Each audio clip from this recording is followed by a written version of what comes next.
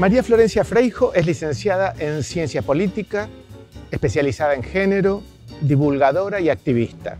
Es asesora legislativa, brinda capacitaciones para reducir la brecha de género en las áreas pública y privada. Participa como oradora y columnista en medios gráficos y digitales. Trabajó en varios países en temas de desarrollo humanitario y acceso a derechos humanos. Fue speaker invitada en la Universidad Complutense de Madrid y en las nacionales de Buenos Aires, Rosario, Litoral, San Luis y Córdoba. Es autora de Solas, aún acompañadas. Hoy presentamos Mal Educadas. Y tal vez no haya dicho algo que me parece muy importante. Es marplatense. Bienvenida, María Florencia. Gracias por estar aquí. Por favor, un gusto. ¿Cómo estás? Somos una potencia marplatense, vos y yo. Si vos decís, los potencias saludan, ¿no? Decime, María Florencia, ¿cómo has pasado estos tiempos tan raros que hemos vivido el mundo entero, ¿no? ¿Qué ha pasado contigo, con tu trabajo, con tus relaciones, con tu familia? ¿Cómo viviste todo este tema de la pandemia? Bueno, de alguna manera creé un libro, ¿no? Porque Maleducadas se escribe durante la pandemia. Así que eso le dio un carácter a la pandemia bastante particular porque había que acomodarse para escribir, pero también había que acomodarse con las otras actividades que de repente empezaban a recaer sobre una, ¿no? La maternidad, la enseñanza y también la gestión emocional, que eso es algo de lo que no se habla en la pandemia. Uno habla de la cantidad de tareas o de la carga de tareas, pero no hablamos nunca de la gestión emocional, que es hacernos cargo también de las infancias y de lo que les pasa a las infancias emocionalmente. Y eso creo que es lo más difícil porque la pandemia también te transcurre a vos y vos tenés que a la vez llegar más rápido al entendimiento y al estar bien para poder estar para el otro. Y eso no siempre ocurre, en general no ocurre en simultáneo. No, claro. Entonces, yo sabes en qué pienso en esos chiquitos que van con sus papás o en el cochecito caminando muy chiquitos y que ven todo el mundo con barbijo, ¿no? Eso ya debe impregnar en el imaginario de un niño cosas totalmente distintas a las que hemos vivido nosotros, ¿no? Ya sabemos que el mundo es distinto, así que imagino que debe ser difícil acompañar a un niño en este momento. Vos tenés un chico de 8 años. 8 años. Sí, sobre todo en realidad creo que lo que ha sido difícil ha sido lo que no ha estado. No han estado los vínculos, no han estado las relaciones, no ha estado la rutina. Más allá del barbijo, de los cambios, creo que la falta es lo que ha sido más complicado en pandemia y de alguna manera Maleducadas viene también a recoger algo que se da en pandemia, que es la situación de las mujeres como cuidadoras absolutas dentro de lo que es el mandato del cuidado materno. Y también digo de los cuidados maternos, los cuidados de las abuelas, ¿no? Porque digo, hay una feminización de los cuidados y en ese sentido, como las mujeres ante una situación de pandemia vieron algunos de los derechos que hemos conquistado estos años, los últimos 50, 60 años, que es una mayor llegada al mercado laboral, una mayor incidencia en las mujeres que se reciben o que están estudiando, y han visto de alguna manera aletargado sus derechos y sus conquistas en lo que es la rutina diaria, ¿no? Con los platos del día a día que se iban acumulando, que lavabas a la mañana y a la noche volvía a estar todo sucio. ¿Qué momento hay ahí para el estudio, para una misma, para el encuentro, ¿no? Así que creo que lo que me ha pasado a nivel personal no está exento de lo que nos ha pasado a las mujeres a nivel colectivo. Vos en Solas investigás aquellos mandatos que desde la historia han tenido las mujeres. Y ahora, Maleducadas, ¿es una continuación de eso? ¿Tiene una línea con eso? ¿Es otro libro totalmente distinto? ¿Cómo es? Es otro libro totalmente distinto porque es otra la escritora. Realmente es increíble cómo en un año, realmente la distancia entre una publicación y la otra fue menos de un año incluso, porque Solas salió en noviembre del 2019 y Maleducadas en octubre del 2020. Y realmente el cambio que hubo como en la escritura tiene que ver también con el cambio que hubo en el público lector, porque es algo como que se fue construyendo en conjunto con el movimiento que yo hago en las redes sociales, que es un movimiento muy fuerte y de diálogo diario y continuo. Entonces mis lectoras también fueron pidiendo nuevas cosas a partir de Solas y a partir del cambio que les produjo Solas. Entonces son libros en los que yo apuesto a un diálogo y son libros muy, digamos, en la comunión que se da a través de las redes sociales. Efectivamente, como como bien dijiste, Solas habla de los mandatos y es una fotografía muy actual. Si bien yo voy un poco al pasado para explicar algunas cosas, es más como, bueno, cómo estamos las mujeres hoy en el mundo, ¿no? Con respecto a un montón de factores. La salud, los tiempos de cuidado, la profesión, la maternidad, el mandato de la belleza, bueno, lo que nos exige hoy y demás. Y Maleducadas creo que es el trasfondo. Por eso a veces me dicen, bueno, ¿cuál leo primero? Y yo digo, bueno, ¿por dónde querés empezar?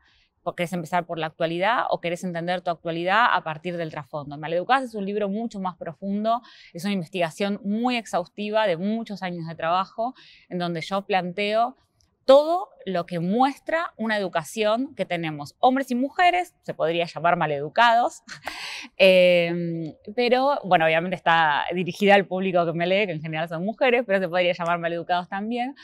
Y tiene que ver con esto de una educación bicultural, si se quiere, que es una educación formal, que es la educación que recibimos en los colegios, en los libros, en la formalidad de lo que es un sistema educativo, y es la educación que está a nivel cultural, que nos impregna. Por ejemplo, yo hoy me siento acá, estoy hablando con vos y en las cámaras solo hay varones. Eso también nos educa.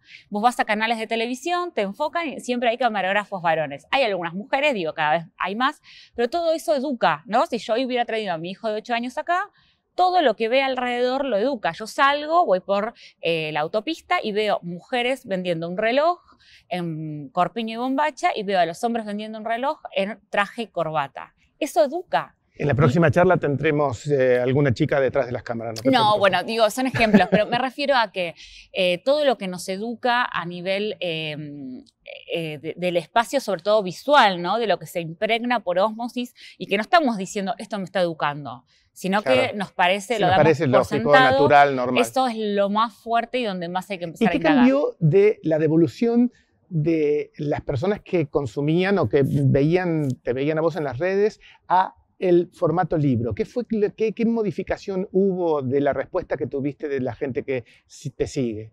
Qué buena pregunta. ¿Qué cambió? Cambiaron tantas cosas. Creo que una de las cosas más interesantes es lo que ellas me cuentan que les cambió sus vidas en cuanto a sus relaciones afectivas. Muchas veces se piensa que la mirada feminista es una mirada de enojo y una mirada sobre todo de catarsis, ¿no? Y yo digo, la mirada feminista nos provee un gran maletín de herramientas para reestructurar nuestras relaciones afectivas con el entorno y amigarnos muchas veces con el entorno, lejos de pelearnos, ¿no? Salir de lugares que nos hacen mal y poder poner límites, pero también algunos otros lugares poder entendernos, como es sobre todo la relación entre las mujeres. Eso es lo que te iba a preguntar. Vos Exacto. decís eso, decís, yo escribo para que las mujeres se amiguen con las mujeres de su entorno. Bueno, en realidad yo parto de la idea de que para que haya tantos años de desigualdad, bueno, lo cultural o lo que nos educó hizo que entre las mujeres tengamos una mirada muchas veces más de adversidad, pero sobre todo de ser rectoras morales de otras mujeres. Pero también pasan los hombres, digo, los varones también son entre ellos rectores morales, ¿no? ¿Qué significa ser un rector moral? Bueno, significa que construir en comunión y en colectividad qué es lo que hace a lo femenino y qué es lo que hace a lo masculino.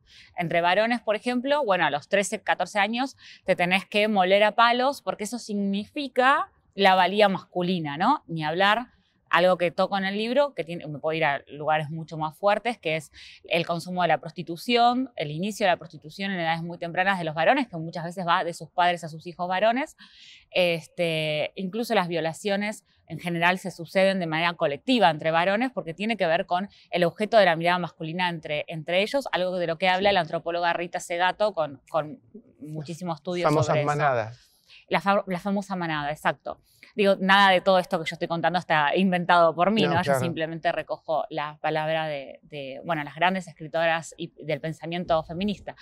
Y las mujeres, en ese sentido, también son rectoras morales de otras y es una mirada del orden de lo represivo. Y creo que esto sucede por dos cosas. Primero, por el miedo de lo que nos pasó a nosotras, entonces a nuestra otra hija, a nuestra otra persona que tenemos que educar, hay una mirada que se interpreta como represiva y en realidad tiene que ver con el orden del miedo y del cuidado. Pero en ese orden del miedo y del cuidado hay una cuestión que se termina configurando como una especie de malestar continuo en esa mirada hacia la otra, en donde genera muchos conflictos en lo que son las relaciones de hijas a nivel familiar, ¿no? Bueno, De hijas en y el madres. mundo sí, siempre mencionan, o por lo menos yo he escuchado, que el vínculo más complicado es madre e hija.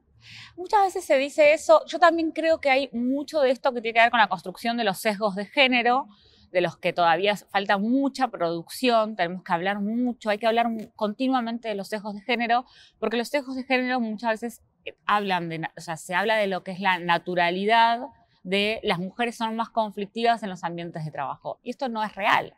Digo, si lo medimos, no hay algo que mida que las mujeres seamos más conflictivas, por lo tanto, no es un dato real, es un dato que sale del sesgo. Pero sí creo que como rectoras morales nos desafiamos más, nos miramos con más crudeza, y esto se puede evidenciar muy rápidamente en una red social, en donde una famosa pone una foto de ella y hay un montón de comentarios negativos de otras mujeres, ¿no? Entonces, efectivamente, esto sucede. Entonces, lo que yo trato a través de mis libros, volviendo a la pregunta inicial, Sí. es, bueno, ¿por qué no volvamos a hacer un pacto de una mirada más amorosa entre nosotras?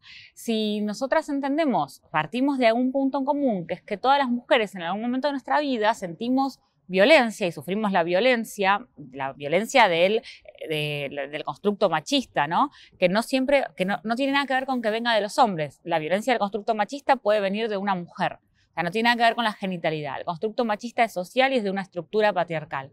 Entonces, si todas sufrimos ese tipo de violencia, ¿por qué no hacemos un pacto de buena onda de te hago la vida un poco más fácil, te hago la vida un poco más sencilla, dialogo más, y sabes que no prejuzgo, porque las mujeres nos prejuzgamos con esos mismos sesgos de género que hacen esa construcción patriarcal.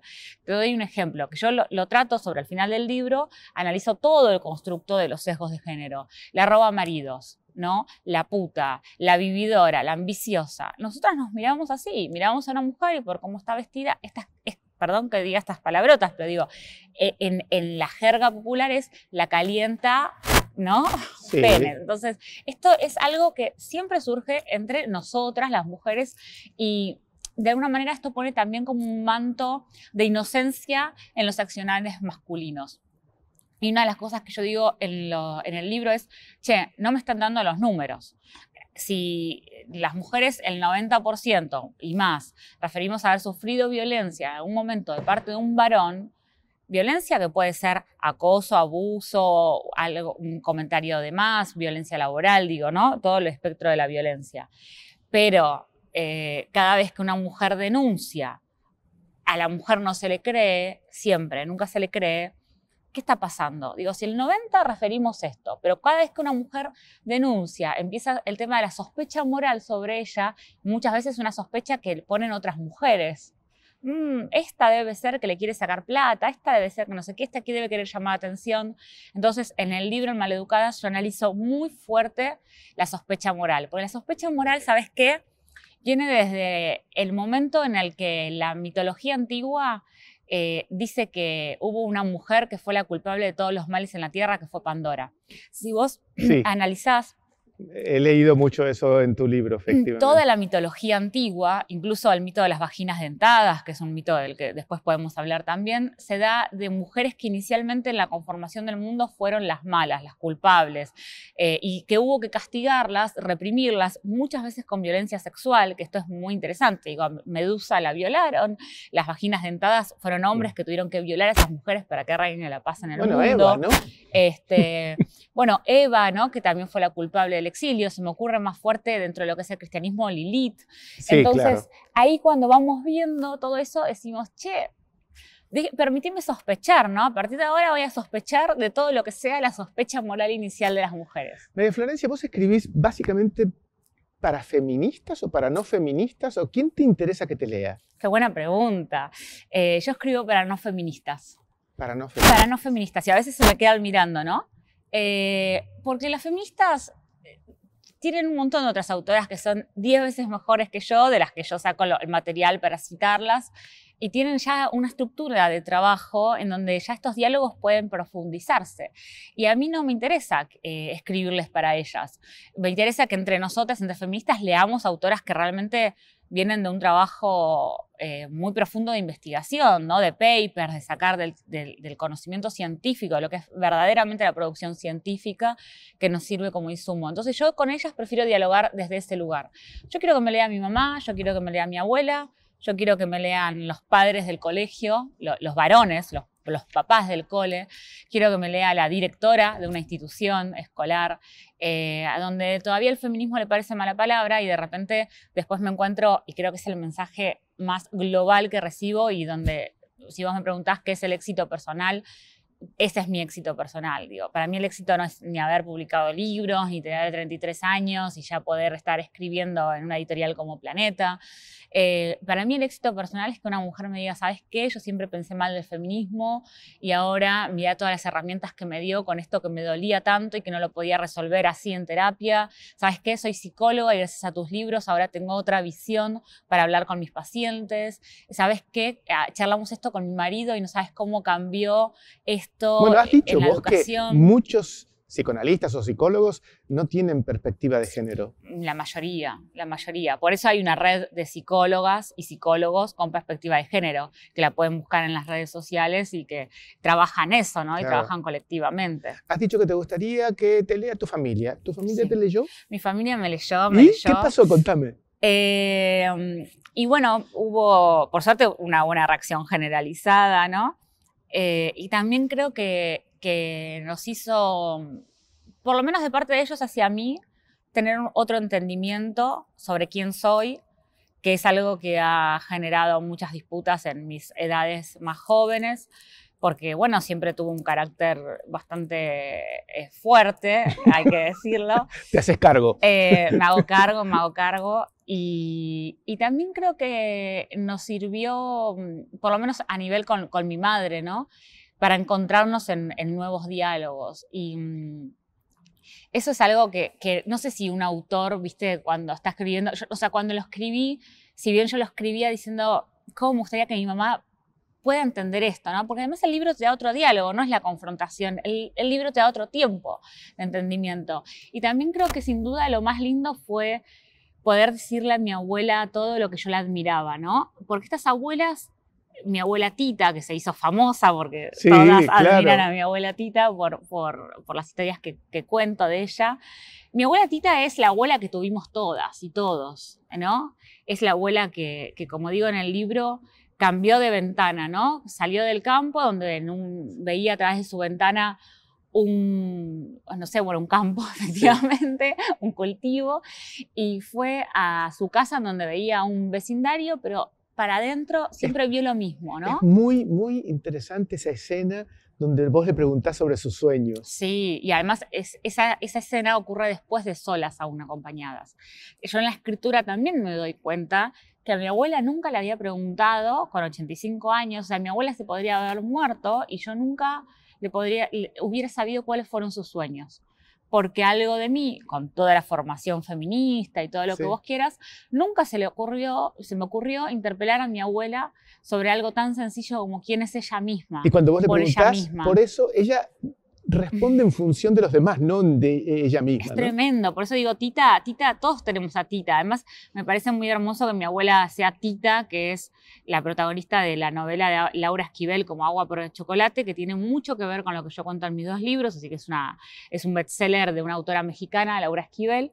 La protagonista se llama Tita y justo mi abuela se llama Tita. Y siempre encontré ahí esas comparaciones, ¿no? De la abuela dentro de la cocina, constantemente, en donde mi abuela me dice, bueno, pero yo ya cumplí todos mis sueños, tengo dos nietas que son universitarias. Eso para mis abuelos es muy también de los argentinos, ¿no? Sí. Y que tuvieron padres que emigraron, era como algo para ellos, ¿viste? Ver que sus nietas pudieran estudiar más. Mi hijo el doctor. Claro, entonces yo ahí empecé a indagar sobre la educación de mi abuela, y mi abuela me dice, yo hubiera deseado poder seguir estudiando, porque hicieron hasta un 6º grado o hasta un 4º grado, y ella quería seguir sabiendo, y su sueño era llegar a ser maestra en un momento. Y en otra oportunidad, en otro diálogo que tuvimos hace poco, ella me cuenta cuál fue su primer trabajo que salió de la casa, algo que yo no sabía, que fue con la hermana, porque la hermana tenía una empresa donde tejían, típico de Mar del Plata, vos lo sabés, claro. Esto, ¿no? Tener las máquinas textiles, bueno, mi tía tenía una máquina textil. Y mi abuela me dice que en un momento, con las nenas que ya iban al colegio, no sé qué, bueno, ella empieza a tejer. Y todo lo que se da, yo hablo mucho de la rueca, porque la rueca es algo que se da en toda la literatura infantil de las mujeres. Y hoy pienso, ¿no?, en lo simbólico de la rueca y del tejido entre hermanas y de lo que para ella significó. Y me dijo, ¿y sabes qué me di ahí cuenta? Que yo me daban lo que sea y yo lo bordaba. Y nunca había aprendido a bordar. Y el día que fui a aprender a bordar, la maestra me dice, ay, Vicenta, la verdad que vos me tenés que enseñar a mí al final a bordar. Y yo me di cuenta, me dice, que hubiera sido una gran diseñadora de indumentaria. Y para mí eso me mató, porque de la primera pregunta, que era que a ella le hubiera gustado enseñar, a la elaboración que ella hace después de leer Maleducadas y de nuestros diálogos, a decir, che, pará, yo tuve un trabajo y yo hubiera sido una buena diseñadora. Es un montón en una persona de 85 años. Así que para mí eso es sin duda el éxito, es la riqueza que puedo llegar a tener a partir de mi trabajo. Vos tenés una formación académica, pero sin embargo apelás a muchas experiencias personales, más en Solas, ¿no?, que en Maleducadas. ¿Eso te ayuda a qué? ¿Por qué no hiciste un enfoque específicamente académico y te alejabas? ¿Por qué te involucraste de esa manera? Esto es por una perspectiva profesional muy personal, que es que para mí los libros académicos son necesarios, pero muchas veces en los autores lo que veo es una necesidad de abastecer su ego intelectual para quedar bien con otros académicos y decir, mirá qué groso cómo puedo escribir y lo que puedo poner. Y yo estoy segura, yo puedo leer un paper, ponerlo, sé que puedo investigar porque trabajé mucho tiempo en investigación, yo ya sé que eso lo puedo hacer, no necesito demostrárselo a nadie. Yo necesito generar un diálogo social, porque a mí lo que me interesa es efectivamente que gente como mi abuela, que lee nada más el diario y elabora su conocimiento en función de lo que los demás le dan, puedan construir su propio conocimiento. Yo no le digo a ninguna mujer en mis libros cómo tiene que pensar o cómo tienen que ser sus vínculos. Me cuido mucho de eso. Y mirá que a veces me tiento, tipo, vamos a hacer, o sea, dejá al boludo de tu novio que te tiene todo el día. O sea, digamos, así como coloquialmente.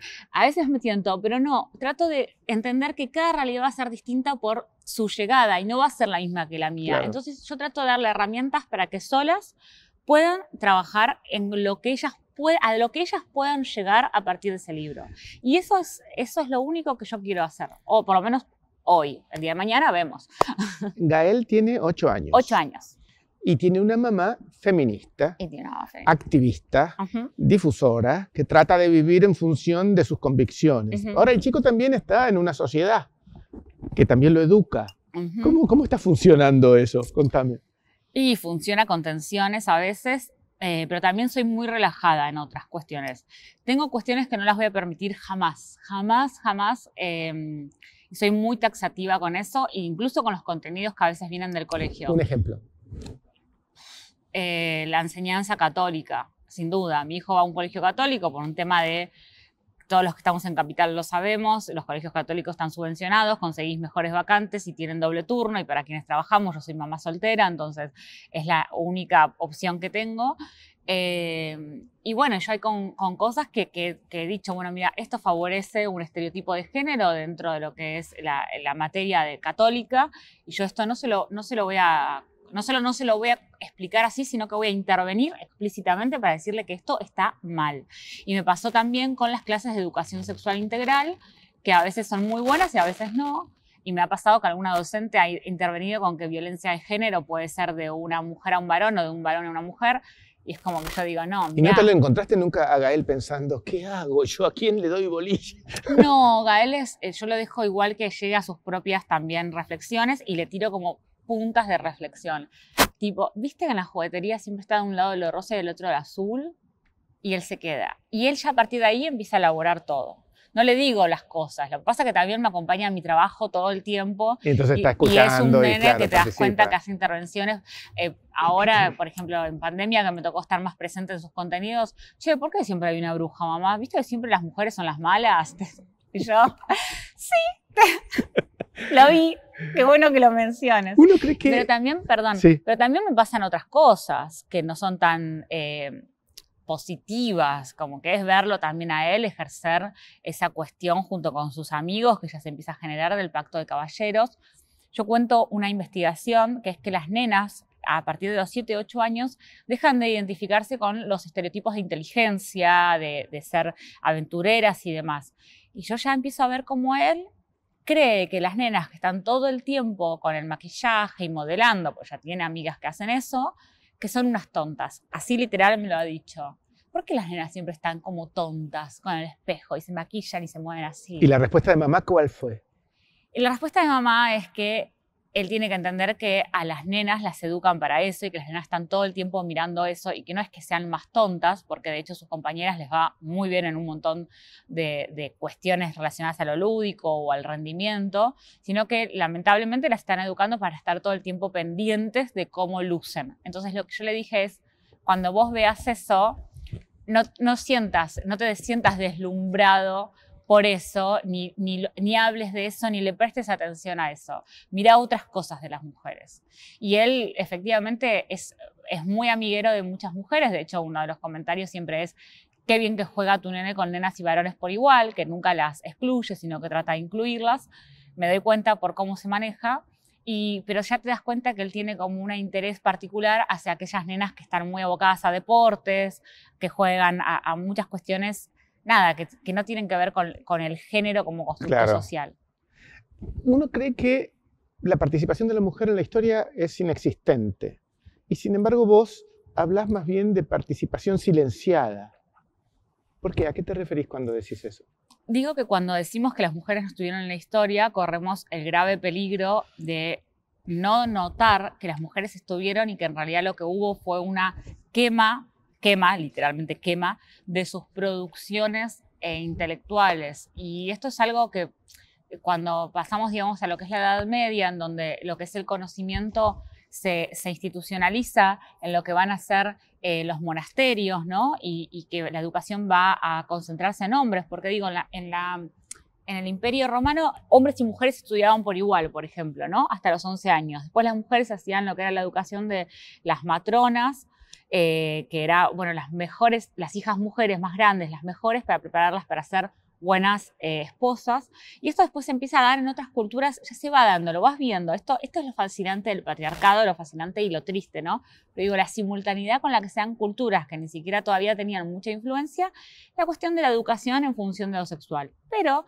con la vida del monasterio y lo que va a ser la influencia europea, se encierra mucho la educación en los varones y en estos monjes, y ahí se toma muchísimo lo que va a ser la literatura de la época helenística, de los grandes escritores de la antigüedad, de la antigua Grecia, y se deja por lado muchas mujeres que fueron muy importantes, o peor, se empieza a contar de esas mujeres desde la mirada masculina. Y por ejemplo, yo toco el caso de Aspasia, ¿no? Que Aspasia fue una gran oradora, hubo varias mujeres, y nos vamos más adelante, encontramos más matemáticas, filósofas, que las cito obviamente en el libro, pero son mujeres que estuvieron, pero después las cuentan los varones, las parafrasean, lo que decimos hoy mansplain, hay mansplain, si se quiere, histórico, en donde las parafrasean y las tergiversan su obra, ¿no? Y esto lo tenemos que ver. Digo, en la época, por ejemplo, Christine de Pizan, ¿no? En 1428 escribió uno de los textos más importantes para la historia universal, que es La ciudad de las damas, y todo lo que fue las escritoras, Christine era francesa, pero todo lo que fueron, por ejemplo, las escritoras que parió, por decirlo de alguna manera, siguiendo con los estereotipos de género, Isabel la Católica, ¿no? Un montón de mujeres, Beatriz de Bobadilla, digo, que escribieron sobre la cuestión de las mujeres y de cómo las mujeres tenían que educarse. Y vos estudiás, y de Isabel la Católica, simplemente gracias a ella vino Colón a América. Y sí, cuánto que hay para contar de ese reinado en cuanto a lo que es el poder de las mujeres. Las mujeres no están retratadas en la historia desde su lugar de poder, desde su formación como mujeres poderosas, nunca. Ahora, el feminismo ha tratado de incorporar dentro de la sociedad el empoderamiento de la mujer. Pero ahora vos hablás de los mandatos de la mujer empoderada. Ay, sí. ¿Qué es eso? No salimos nunca. No salen nunca. ¿Sí? Creo que el empoderamiento mezclado de una profunda sociedad sexista, machista, pero además marketinera, ¿no? En donde realmente hoy todo se marketiniza más allá del género, ha generado un nuevo estereotipo de lo que es ser una mujer libre. Y me parece que si ser una mujer libre es ser un tipo de mujer, hay algo ahí, hay un antagonismo. Parece que ahora tenemos que poder con todo, ¿no?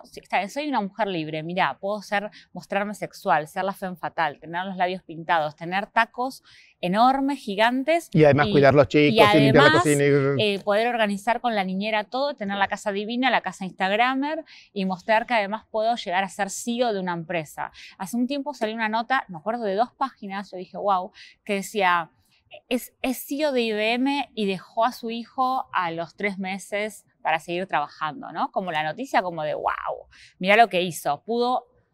Porque ¿qué es lo que nos está diciendo esa noticia? Pudo meterse en el mundo de los hombres con las mismas condiciones con las que los hombres reparten el poder y no decir nada y no quejarse. Volvemos al silenciamiento de las mujeres.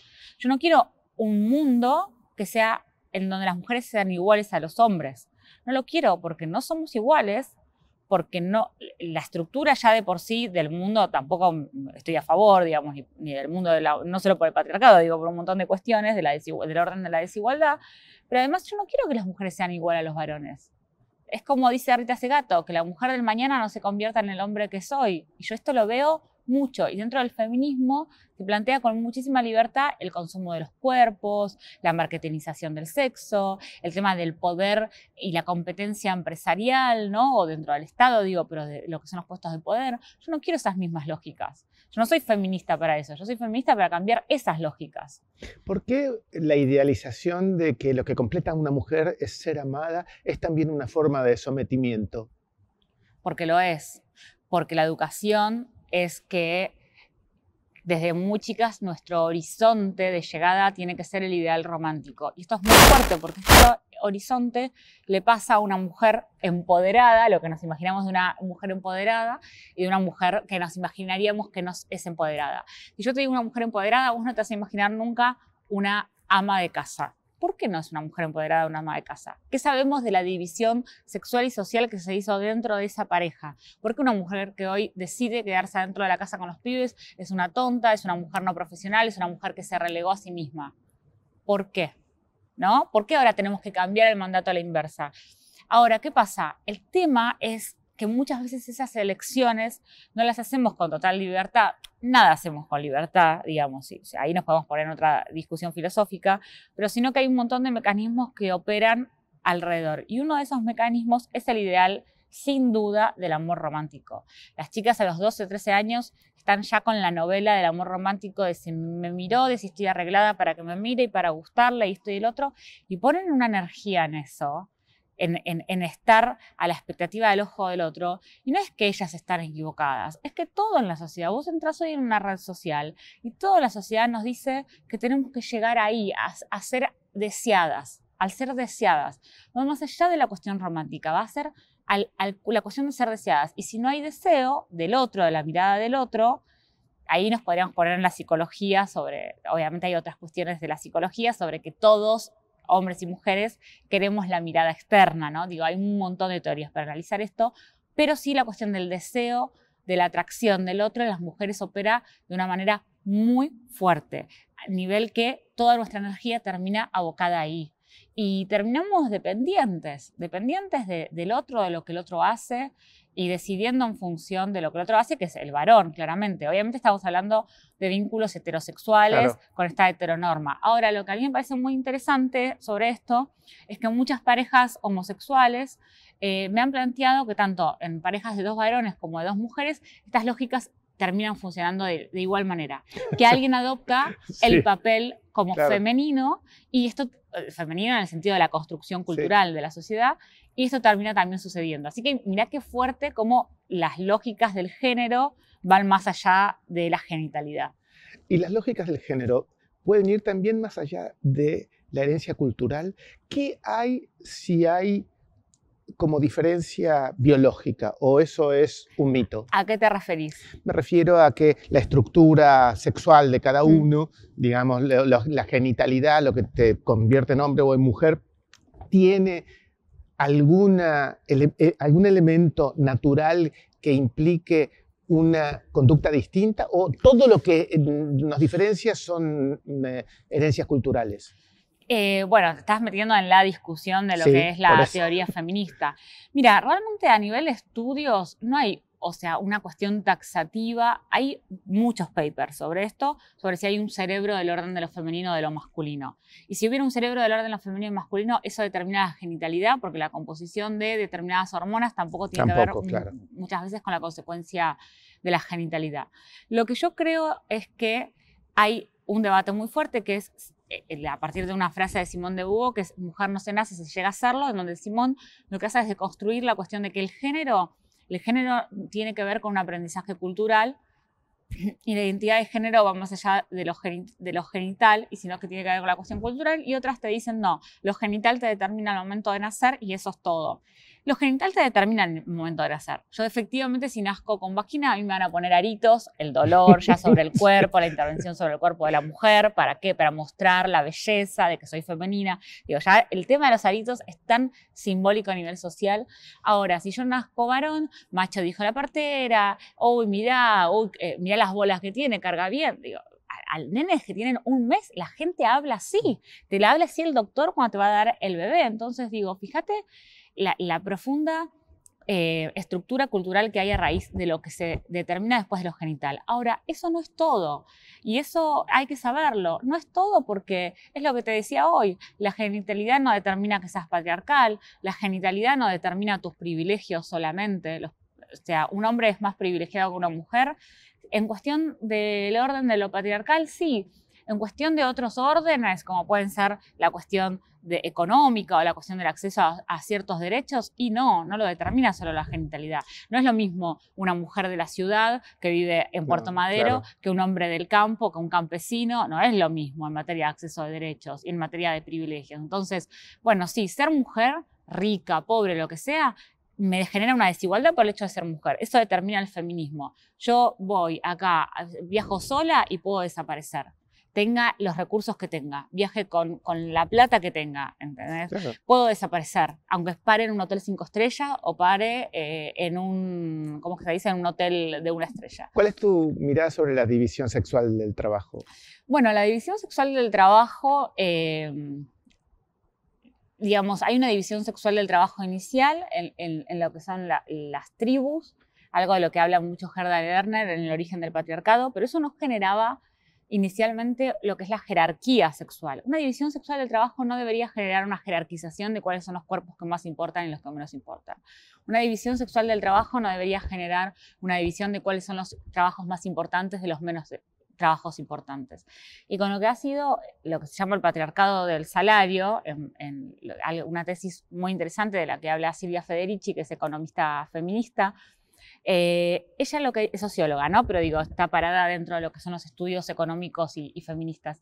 Ella lo que dice es, con la división continua, sexual y social del trabajo, ¿no? Hay un momento en donde hay como un clivaje profundo en donde se termina de profundizar lo que va a ser la desigualdad en el mercado y en esta división sexual y social del trabajo, que es la salarización de los trabajos, en donde el trabajo doméstico y reproductivo de las mujeres dentro del hogar va a quedar por fuera de esa obtención de dinero. Entonces las mujeres van a pasar a tener una dependencia muy fuerte a nivel económico de esa estructura amorosa que es el marido. Entonces, cuando hoy hablábamos de lo romántico y de la estructura, digamos, romántica, no es solo que las mujeres dependen por un ideal romántico, pues son unas boludas que están todo el día mirando telenovelas, porque ese es el sesgo de género. Hay una educación, que yo esto es lo que planteo en el libro, desde muy chicas, de que vamos a tener menos valía sin un hombre, porque el hombre es el que efectivamente provee desde un montón de aspectos. Cuando decimos el hombre provee, nos imaginamos el auto, la plata. Sí. El hombre provee desde la estructura de derechos y desde la estructura social. Si yo estoy en un boliche y me están molestando, un varón, si yo le digo que tengo novio, me deja de molestar. Eso tiene que ver con la cuestión del hombre proveedor. El hombre me provee seguridad a nivel social. Si yo voy caminando con un hombre, entonces fíjate cómo funciona en nosotras esa dependencia también. ¿Qué es un ecofeminista? El ecofeminismo es una perspectiva de estudio, digamos, es una rama que no es una rama de la economía, muchas veces se interpreta como que sí, sino que es reinterpretar toda la economía desde una perspectiva feminista. El ejemplo más claro es que el PBI, cómo se estudia desde la macroeconomía, bueno, ¿qué pasa si meto dentro del PBI los trabajos domésticos, si los pudiese contabilizar en función de horas de trabajo y de dinero. Bueno, me encontraría efectivamente con que el PBI representa casi el 40% de la fuerza productiva laboral y además es la fuerza productiva laboral más fuerte en lo que incide en el PBI, digamos. Esto hay estudios, no es que yo lo inventé, hay estudios por la Organización Internacional del Trabajo sobre esto.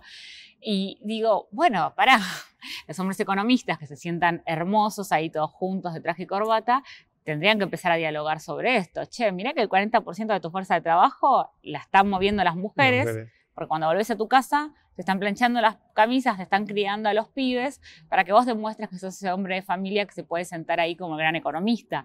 Así que guarda, porque en algún momento las mujeres cada vez estamos más en el poder y yo creo que el camino va a ser hacia Bueno, hay una mayor cantidad de mujeres en el mercado laboral. Sí, Eso sí. tiene que haber cambiado indudablemente, ¿o no? Mira, Simone de Beauvoir decía que las mujeres tenían que llegar a su independencia económica y así iba a terminar el patriarcado. Bueno, y lamentablemente lo escribió en los 50, en 1947, entonces es lógico que en ese momento ella pensara eso. Hoy nos damos cuenta que no es así, que las mujeres estamos llegando al mercado de trabajo, pero se dan muchas cosas, las barreras dentro del mercado laboral y se da también, digamos, las segregaciones horizontales que tienen que ver con estas paredes de cristal de que las mujeres están en el mercado de trabajo, pero están en los puestos laborales relacionados a los mandatos de cuidadoras. Sí, las mujeres fueron al mercado laboral, tienen un sueldo, pero ¿cómo? Como maestras, como enfermeras, incluso aunque sean CEOs de una empresa, el director le pide el cafecito a ella en vez de a los otros CEOs.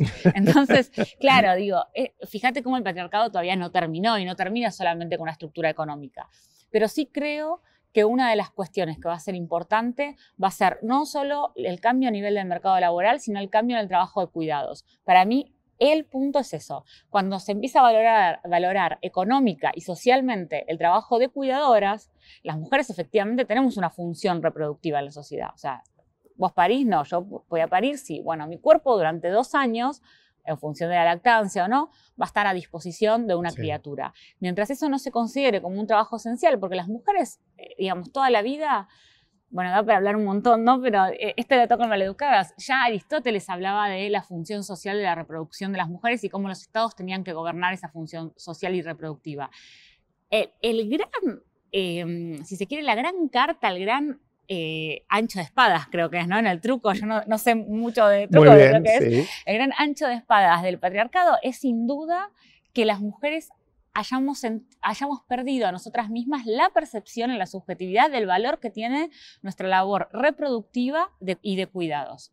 Porque ya los gobiernos, antes de ser estados, gobernaban nuestra capacidad reproductiva para poder tener guerreros, se gobernó para poder tener trabajadores y se sigue gobernando para, hoy en día, creo que por una cuestión de oferta y demanda, cuanto más población tenés aglomerada en una ciudad, las empresas más grandes más pueden contratar mano de obra barata, ¿no? Entonces, digo, hay una cuestión de la productividad y del género muy interesante para analizar.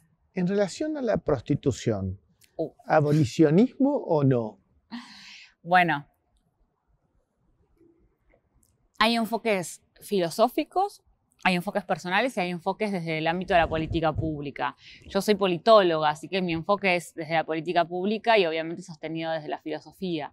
Yo soy abolicionista, pero porque considero que dentro de lo que es la estructura del sistema prostituyente, ahí no hay quién quiere ser prostituta y quién no quiere ser prostituta. El sistema prostituyente está manejado efectivamente por 90%, 95% hombres y quienes se prostituyen son mujeres. Efectivamente hay mujeres que quieren ejercer la prostitución, pero yo como Estado dentro de la política pública tengo que gobernar el sistema prostituyente, no tengo que gobernar las individualidades. ¿Eso quiere decir que no podría haber políticas públicas para gobernar las individualidades? No, creo que hay en algunos estados donde se están empezando a generar sistemas mixtos, que son muy interesantes estos sistemas mixtos de analizarse, cómo funcionaron en la aplicación, pero la realidad es que si yo hago un enfoque desde la política comparada, en los países donde se legalizó la prostitución, Alemania, Francia, Países Bajos, me encuentro con que aumentó las situaciones de trata y las situaciones de explotación sexual por una sencilla razón, por la ley de oferta o la demanda, ¿sí? si yo tengo una cultura de la violación en donde a los hombres se les dice que su valía masculina pasa por el consumo de sexo, en donde efectivamente en una despedida de soltero lo divertido es llevar a los varones a consumir prostitución, yo tengo todo el tiempo una demanda que tiene que ser satisfecha a través de una gran oferta. Y si esa oferta no está, porque solo... Un ejemplo muy burdo, 5 mujeres quieren ejercer la prostitución y hay 40 hombres que la piden, bueno, ¿qué hago yo como hombre dentro de un ámbito delictivo? Empiezo a captar mujeres que tienen la necesidad imperiosa de trabajar. Por eso el 80% de las mujeres que ejercen la prostitución son madres, porque tienen que además compaginar sus horarios de trabajo y trabajar y criar, y ahí tendríamos que hablar de lo que es el fenómeno de feminización de la pobreza, que es que 7 de cada 10 mujeres en el mundo son pobres, según la CEPAL. Entonces, fíjate lo que es la estructura de dependencia. Yo como Estado no puedo habilitar que los hombres sigan sintiendo que pueden pagar por una mujer que tiene la necesidad de trabajar, que no le quede otra que salir a trabajar vendiendo su cuerpo. Porque si yo lo habilito como Estado, estoy diciendo, che, miren mujeres que ahí tienen una nueva fuerza laboral. ¿Para qué estás desempleada? ¿Por qué no te prostituís y no pasa nada? Y la realidad es que cuando las mujeres se prostituyen, hay un montón de estudios en donde se indaga en si mejoró su calidad de vida y no, y se ve un deterioro. No hay efectivamente un crecimiento económico, un crecimiento de estructura, un crecimiento psíquico, emocional. No lo hay, no lo hay. Y yo no es que lo hablo yo hablando por las víctimas. Hay efectivamente un movimiento de meretrices argentinas y en todo el mundo que son muchas siguen ejerciendo la prostitución porque no tienen otra salida, que le dicen al Estado, sacame de acá. ¿Y sabés qué hace el Estado argentino, por lo menos que se dice abolicionista en la ley?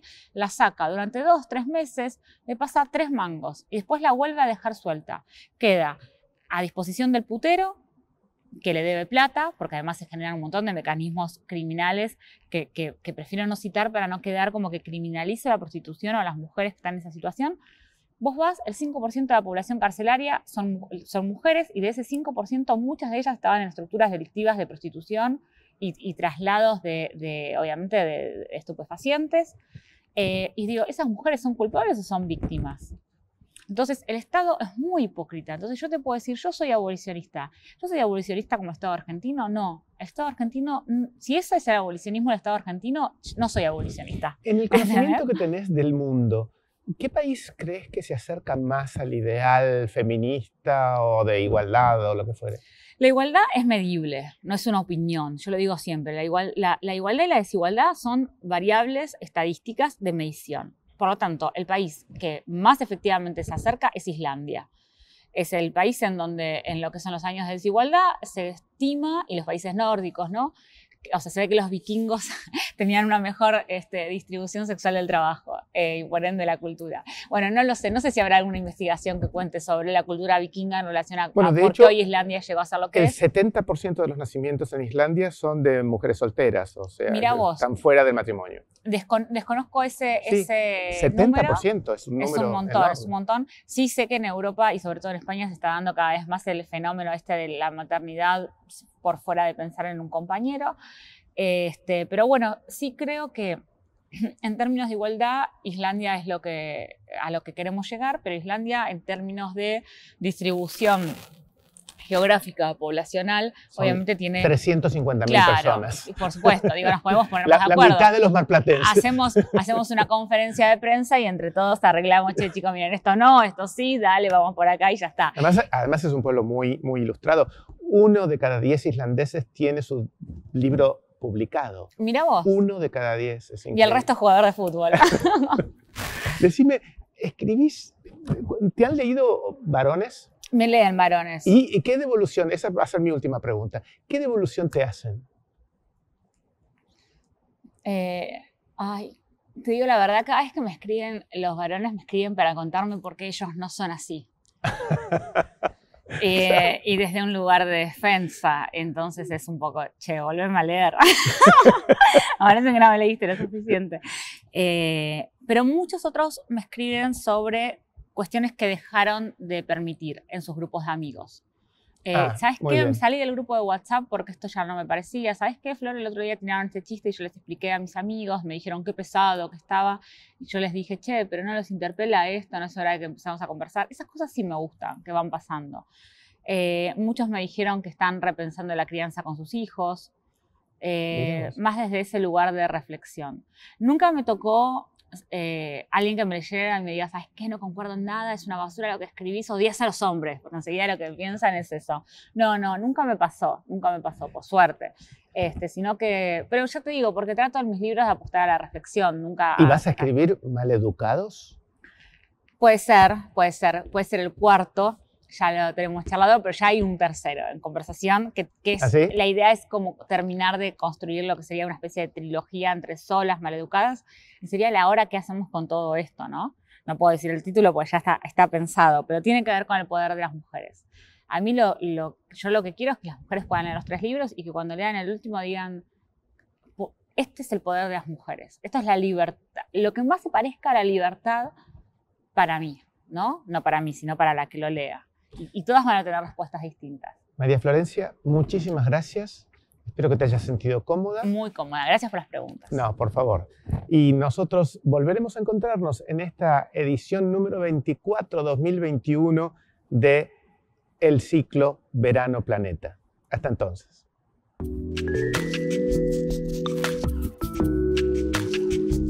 Estamos. Muy bien. Estuviste fantástica. ¿Les gustó? Bueno, me alegro.